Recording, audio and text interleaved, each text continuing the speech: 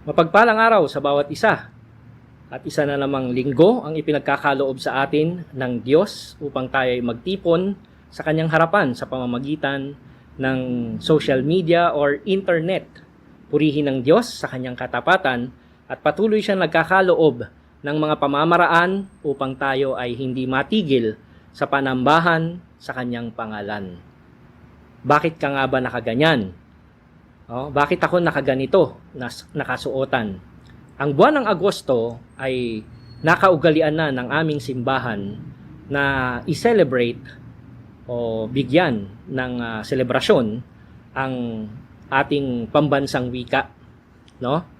Buwan ng wika. Kaya naman kasama pati ang mga kostumbre at mga pananamit. Pero dahil nga sa tagal na tayo ay nakolonisa ng iba't ibang bansa, napakalaki na ng influensya ng iba't ibang bansa sa ating mga Filipino, parang sa panahon natin ngayon, bibihira na lamang ang nakapagsasalita ng diretso at tuwirang Filipino. Madalas ay modern Filipino na, no? Yung Taglish na ang karamihan. At ganoon din ang nangyayari sa akin ngayon, no? Mapagpalang araw sa bawat isa na nakikinig. Pastor Nick nga po pala ito ng Care Community Church. Bagamat hirap din ako na magsalita ng Tagalog ng diretso, pero sa abot ng aking makakaya ay pipilitin ko na ihayag ang katotohanan ng salita ng Diyos na maiunawaan ng mas nakararaming Filipino. Mag-i-English din ako, pero mas maraming Tagalog o Filipino word ang siyang aking gagamitin. Purihin ng Diyos, tayo po ay magpapatuloy, ngunit bago ang lahat, tayo po ay manalangin muna. At gaya nga po ng kaugaliang Filipino, bawal o hindi nararapat manalangin ang mga nakasombrero. Alisin po ang sombrero sa pananalangin. Yan. Ama naming Diyos na makapangyarihan sa lahat, purihin ka at luwalhatiin sa aming kalagitnaan. Pagpalain mo po nawa ang pagtitipong ito. Kami po ay dumudulog sa inyong banal na presensya at hinihingi ang pangunguna ng inyong banal na spirito. Pagkalooban po ninyo kami ng katalinuhan upang maunawaan namin ang katotohanan na nagmumula sa inyo lamang.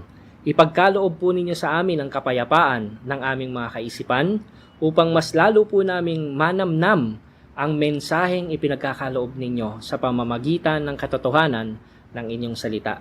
Ipagkaloob po ninyo sa amin, Panginoon, ang inyo pong mensahe na may kaliwanagan upang sa gayon, hindi lamang po namin ito basta maunawaan, kung hindi higit sa lahat ay maipamuhay namin sa pang-araw-araw naming pamumuhay.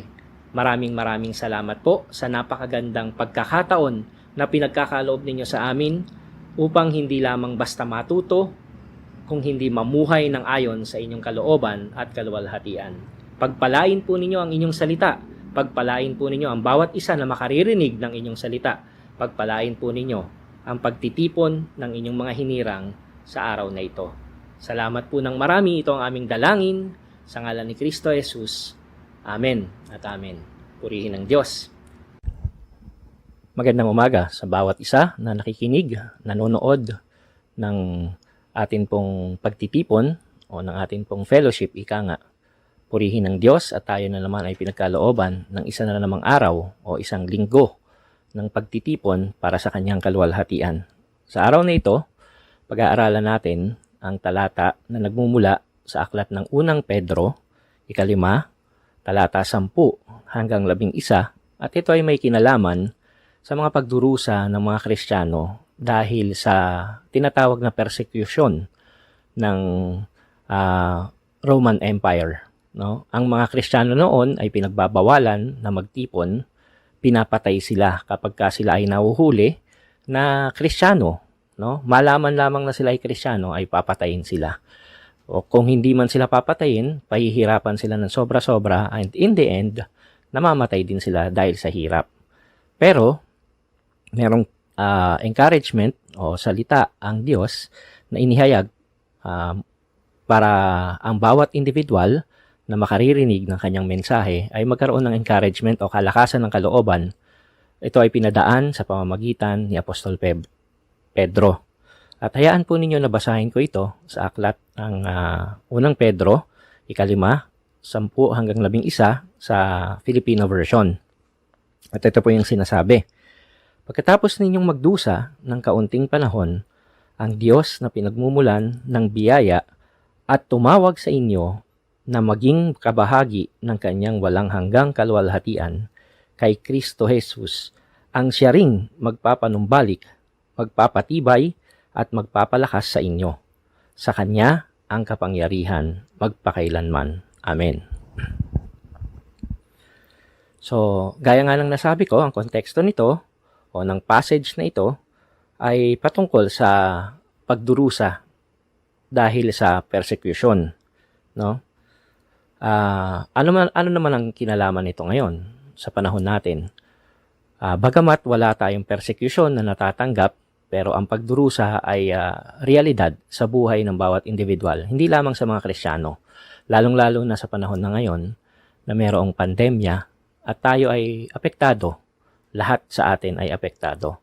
So, mayroong pagdurusa physically, emotionally, mentally, no? Nagkakaroon ng pagdurusa ang bawat individual at hindi exempted ang mga Kristiyano diyan. So, ano ang sinasabi natin dito? No? Konektado ang mensaheng ito sa panahon natin ngayon sapagkat ito ay katotohanan na hindi nagbabago, na ang salita ng Diyos ay tapat at totoo, no? At ang kanyang sinabi, ay matututunan natin sa mensaheng ito na tunay na makatutulong sa atin para harapin ang sitwasyon na pinagdaraanan ng bawat isa sa atin. Dito sa passage na ito, kung bababa pa tayo ng kaunti ng bahagya, makikita natin na mayroong mention o pagbabanggit sa diablo o sa devil, no? Ano bang dahilan bakit minention yung diablo o yung devil? Kasi dito malaki ang kinalaman ng gawain o pag-uugali ng diablo sa mga aksyon at reaksyon ng mga mananampalataya ayon sa sitwasyong hinaharap nila, no? Nung panahon na yan. Hanggang sa kasalukuyan, ganyan pa rin. Kung ano man yung aksyon o reaksyon mo sa sitwasyon na hinaharap mo, ang diablo ay palaging naghihintay lamang. No? Naghihintay lamang na ikaw ay magkamali at nang sa gayon, agawin niya ang iyong kagalakan sa gitna ng kasiguruhang kaligtasan na nagmumula sa Diyos. No? Inaagaw yung kagalakan sa pamumuhay. Pinagdududa ka sa katapatan ng Diyos, at ikaw ay pinagdurusa, hindi lamang physically, kung hindi maging emotionally. Kasi nga naagawan ka ng kagalakan na nagmumula sa kaligtasang, kasiguruhan ng kaligtasan na nagmumula sa Diyos. No? So, kumbaga parang ano yan yung diablo na tinatalakay dito ni Pedro ay parang naghihintay lamang na leon, sabi niya, no? Na sino man ang sisiluin, kakagatin, no? Kanyang i-devour, sabi nga sa wikang Ingles, ay yun ang inaantay ng diablo na kanyang masumpungan, no? Pero ang sabi ng salita ng Panginoon, tayo'y kumapit sa kanya at magtiwala, no? Sa mensaheng ito, meron tayong matututunang tatlong mahahalagang katotohanan. Ano-ano yun?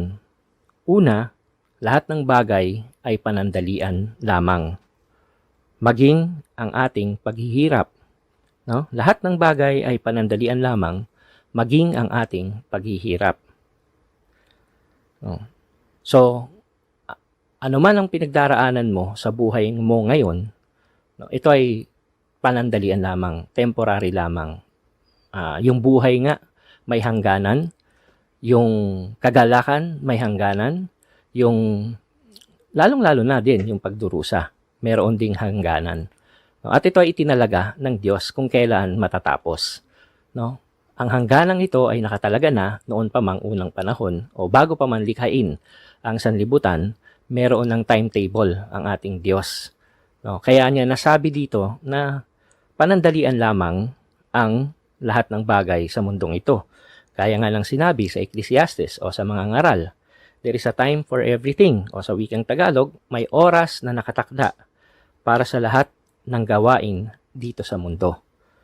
So ito yung sinasabi natin ngayon na walang forever. No? Walang forever. Kasi lahat ng bagay ay may hangganan. Kung ang lahat ng bagay ay may hangganan, pag sinabing lahat, lahat yun. Kasama ang iyong paghihirap o pagdurusa. Kaya't pagtiwalaan mo ang Diyos na mayroong limitasyon ang iyong paghihirap. Kapag naunawaan mo ang katotohanan ito, mas madali mong mapagtatagumpayan ang pinagdaraanan mong pagdurusa. Sabi nga sa mensahe, pagkatapos ninyong magdusa ng kaunting panahon, ang Diyos na pinagmumula ng biyaya at tumawag sa inyo na maging kabahagi, ang siya ring magpapalakas, magpapatibay, magpapanumbalik. No? So, kapag ka naunawaan natin ito, na yung panandalian na sinasabi dito ay hindi ayon sa timetable natin, hindi ayon sa standard natin, kung hindi ayon sa standard ng Diyos. Yung kaluwalhatian ng Diyos, yung kanyang kaalaman, yung kanyang katalinuhan, ay higit na mas mataas kaysa sa atin. Hindi man natin ito maunawaan, gaano man kaikli, gaano man kahaba, pero ang isang malinaw dito, panandalian lamang yan as compared to eternity. No? So hindi siya forever. Sandali lamang ang pagdurusa mo. Maaring mahaba sa pakiramdam mo, pero ang totoo, ito ay panandalian lamang kung ikukumpara mo sa eternity na siyang ating patutunguhan bilang mananampalataya. So pangalawa, no, pangalawang katotohanan. Ano yung pangalawang katotohanan na mauunawaan natin dito? Lahat ng kaganapan ay patungo sa kaluwalhatian ng Diyos. Ulitin natin, lahat ng kaganapan ay patungo sa kaluwalhatian ng Diyos. Ang pagdurusa ay mas tumitindi kapag naapektuhan na ang ating mga emosyon at mentalidad. No, yung physical na paghihirap, nariyan yun eh. Kaya lang mas lalong tumitindi yan kapag ka apektado na ang emosyon at ang mentalidad ng isang individual. Mas lalong nagiging matindi yung pagdurusa. Kasi buong ikaw na yung naapektuhan eh. Hindi lamang yung katawan mo, kundi maging ang iyong kaisipan at ang iyong damdamin. No, kadalasan, hindi natin maunawaan ang pagkilos ng Diyos dahil meron tayong issue sa dalawang bagay. No? Kaya tayo nagdurusa emotionally and mentally. No? Dahil meron tayong issue sa dalawang bagay. Unang issue natin, meron tayong issue sa pagtitiwala o trust na tinatawag sa Ingles. So, ang pagtitiwala natin sa Diyos ay hanggang salita lamang. Ito yung katotohanan, ano? Kaya tayo nagdurusa. Kasi yung sinasabi natin pagtitiwala natin sa Diyos ay hanggang salita lamang. Hanggang bibig lamang. Hindi nagmumula sa puso, hindi umaakyat sa kaisipan, kaya hindi nagpoproseso sa mabuting aksyon. No? So, naapektuhan yung ating emosyon. Kasi, hindi tayo nagtitiwala sa tunay na karapat-dapat pagtiwalaan dahil siya ay tapat sa kanyang mga sinasabi, sa kanyang mga pangako. No? Mas gusto nating kumilos ng ayon sa ating sariling kaisipan at sa ating sariling kagustuhan. Kaya doon tayo nagkakaroon ng emotional at saka mental hurtings o pagdurusa dahil hindi naman totoo yung sinasabi natin. Kumbaga, dinadaya lamang natin ang sarili natin. No? Pangalawang issue na meron tayong issue sa contentment o yung pagiging kontento. Madalas nagdurusa tayo dahil hindi nami-meet ang mga expectations natin. Nais natin na palagi tayong komportable sa buhay. Papaano kung hindi? Paano na? At dumarating talaga yung pagkakataon na ang physical suffering ay mararanasan ng bawat individual. Hindi lamang ng mga taong matitigas ang ulo, kung hindi, kadalasan, maging yung mga inosente ay nakararanas ng kahirapan o pagdurusa. Yan yung tinatawag na natural evil. Kagaya ng sitwasyon ngayon, meron tayong pandemya, Hari nawa, ito ay talagang natural evil na hindi sinadya ng sinuman, no? So, lahat tayo nagsasuffer o nagdurusa dahil sa pandemyang ito. Physically, maraming dumaranas ng karamdaman. Emotionally, natatakot tayong lumabas, natatakot tayong kumilos ng ayon sa malayang pagkilos, natatakot tayong makisalamuha, natatakot tayong makipagkapwa sa mga panahong ito. No? So, meron tayong pagdurusa emotionally at naapektuhan na rin yung ating mentalidad o yung mentality o yung mental health no? Dun bumababa rin ang esteem o pagtitiwala natin sa ating sarili, no? So, paano kung ganito? Hindi natin kontrolado. Ano ang gagawin natin ngayon, no?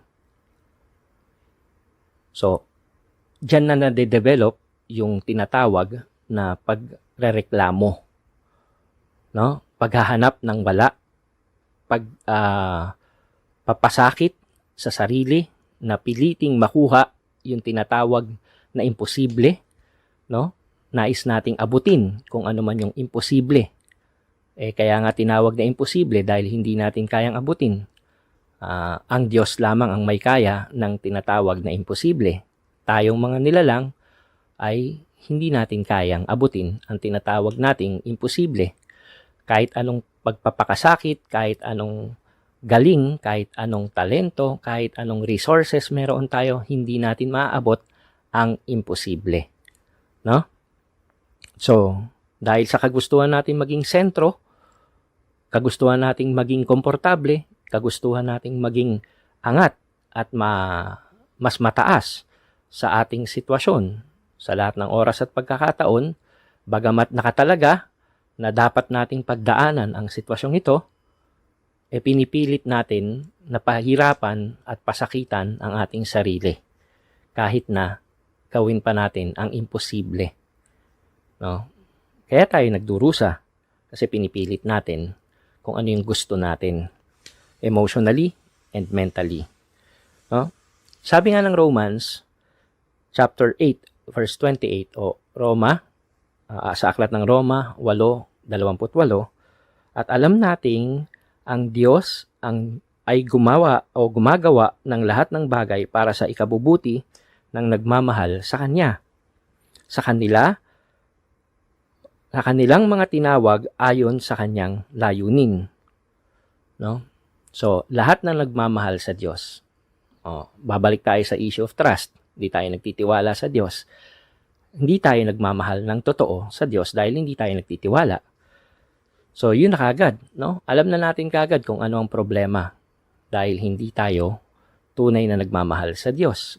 Mas mahal natin ang sarili natin, kaya tayo nagdurusa emotionally.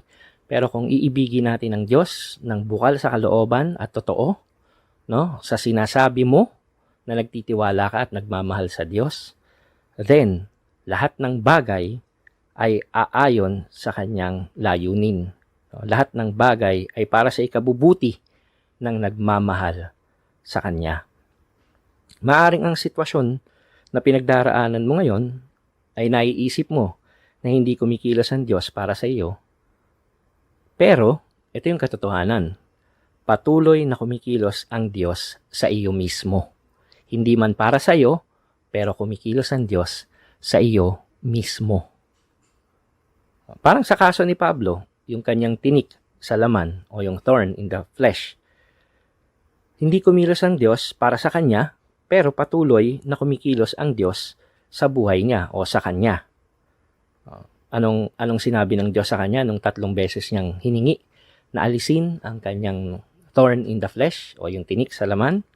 Sabi ng Panginoon sa 2 Corinthians chapter 12, ang aking biyaya ay sapat na sa iyo, sapagkat ang kapangyarihan ko ay lubos na nahahayag sa kahinaan. Physically, we may be weak. Physically, may problema tayo. Physically, nasasaktan tayo. Pero, no, ang biyaya ng Diyos ay sapat para sa atin. Sa gitna ng ating kahinaan, sa gitna ng ating pagdurusa, ang Diyos ang siyang nagbibigay ng kaganapan sa ating mga pangangailangan. So ang pisikal na pagdurusa ay mas madaling mapagtatagumpayan kung ang ating emosyon at mentalidad ay nakaayon sa kaluwalhatian ng Diyos. Anong dapat mong gawin? Magtiwala ka at matutong makontento sa katapatan ng Diyos sa buhay mo. Ikatlong katotohanan ay meron ding kinalaman dito sa ikalawa, konektado sa ikalawa. So, lahat ng ginagawa ng Diyos sa iyo ay magdudulot ng pagbabago tungo sa kaluwalhatian niya. Sabi nga ng talata, ang Diyos na pinagmumulan ng lahat ng biyaya at tumawag sa inyo na maging kabahagi ng kanyang walang hanggang kaluwalhatian kay Kristo, ang siya ring magpapanumbalik, magpapatibay at magpapalakas sa inyo. Sa kanya ang kapangyarihan magpakailanman. Amen. Ang kaloob ng Diyos ay biyaya na hindi lamang yung tinatawag sa wikang Ingles na saving grace. O biyaya or grace. Hindi lamang siya basta saving grace o grasya o biyaya na nagliligtas. Kundi, ito yung klase ng biyaya na tinatawag ding sustaining grace. No? Sustaining grace. Nagbibigay ng kalakasan, nagpapatibay, no? Nagpapanumbalik. Sinusustain ka ng Diyos. No? Biyaya na magkakaloob sa inyo na makapanumbalik sa kagalakan ng kanyang kaligtasan, maging matibay sa katuwiran ng Diyos, maging malakas sa pamumuhay ng may pananampalataya, totoong pananampalataya sa Diyos. No? So yan po yung katotohanan na nais na malaman ng Diyos o malaman natin mula sa salita ng Diyos. Kung ito ay siyang ating uunawain, isa sa puso, isa sa isip, isa sa pamuhay, mas mapagtatagumpayan natin ang pinagdaraanan nating pagdurusa. Kaya mga kapatid, huwag tayong bibitiw dahil meron tayong Diyos na patuloy na kumakapit sa atin, kumikilos sa atin mismo. Kung hindi man para sa atin, siya ay kumikilos sa atin mismo upang tayo ay baguhin, akayin, patungo sa pagbabago at sa kanyang kaluwalhatian. So in summary at sa application, ano man ang pinagdaraanan mong pagdurusa ngayon sa buhay mo, tandaan mo, panandalian lamang yan. Kaya't wag na wag kang aayaw. Magpatuloy ka sa pagtitiwala sa Diyos.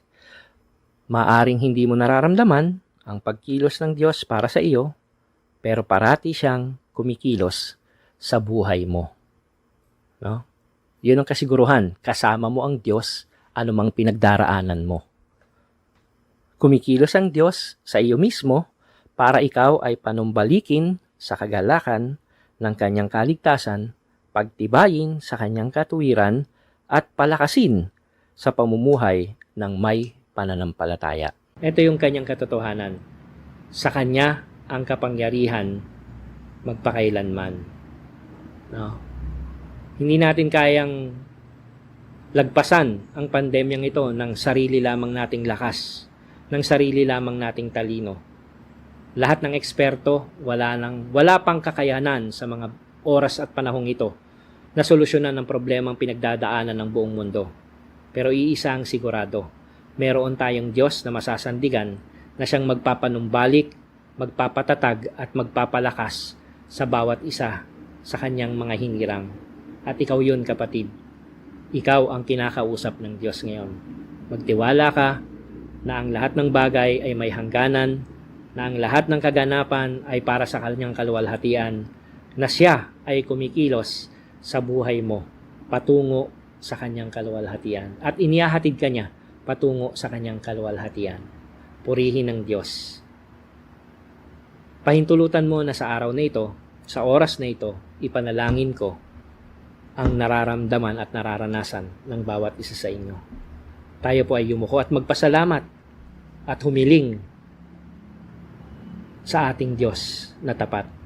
Panginoon, kami po ay muling nagpapasalamat sa pagpapaalala ninyo sa bawat isa sa amin ng inyong katapatan. Salamat dahil muli na naman ninyong inihayag sa amin ang inyong katotohanan. Hindi man namin nauunawaan, Panginoon, ang mga sitwasyong ito na siyang pinagdaraanan ng sanlibutan o ng mundong ito, lalong-lalo na kami na mga ordinaryong mamamayan lamang. Hindi man namin nauunawaan kung bakit kami nagdurusa sa mga panahong ito. Pero ito po ang malinaw sa sinasabi ninyo. Ito po ay panandalian lamang na pagdadaanan namin, sapagkat kayo na tapat ang siyang karapat-dapat na luwalhatiin at sambahin. At higit sa lahat, kayo rin ang magkakaloob sa amin ng kakayanan at kayo ang magpapanumbalik, magpapatibay at magpapalakas sa bawat isa sa amin upang suungin ang pamumuhay na ito ng may kagalakan, pagtitiwala at contentment sa biyaya na nagmumula sa inyo. Salamat po ng marami.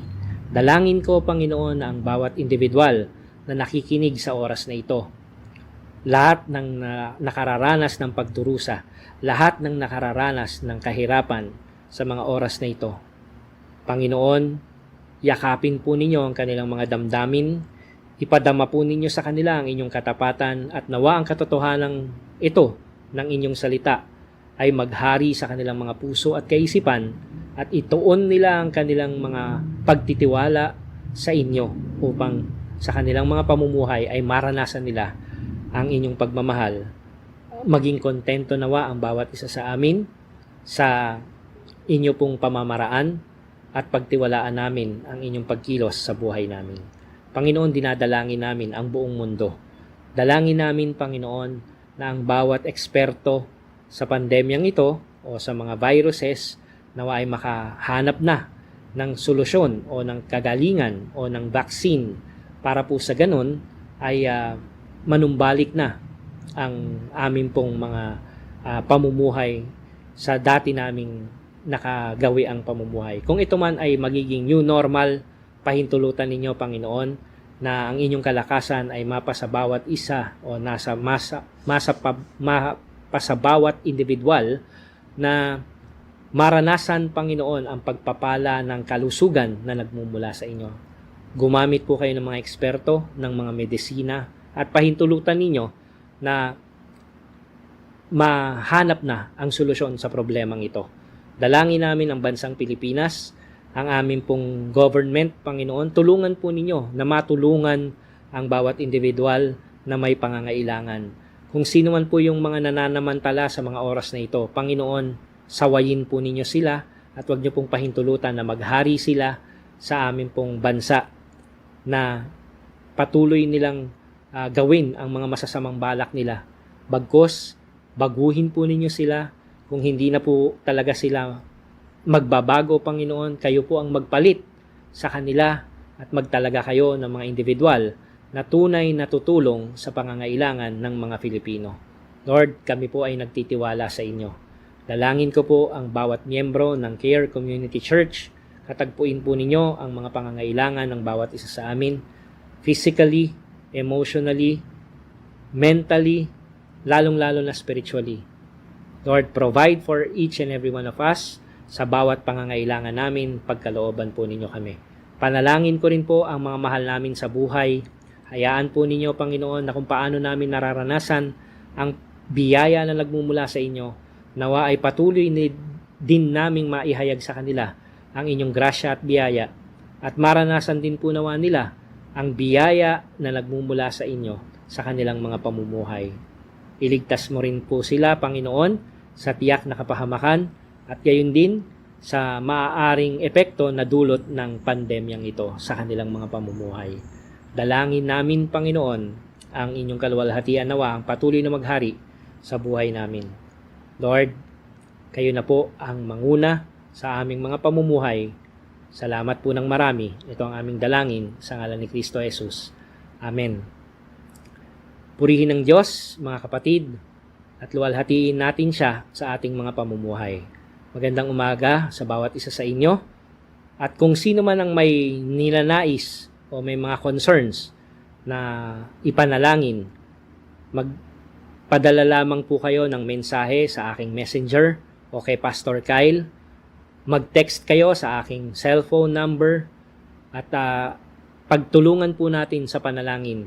O kung meron kayong pangangailangan talaga, pag-usapan natin at tignan natin kung hanggang saan tayo makakapagtulungan para maidaos natin ang inyong pinagdadaanan sa tulong at pangunguna ng Diyos nating may lalang na magbibigay kaluwalhatian sa ating Panginoong Hesukristo lamang.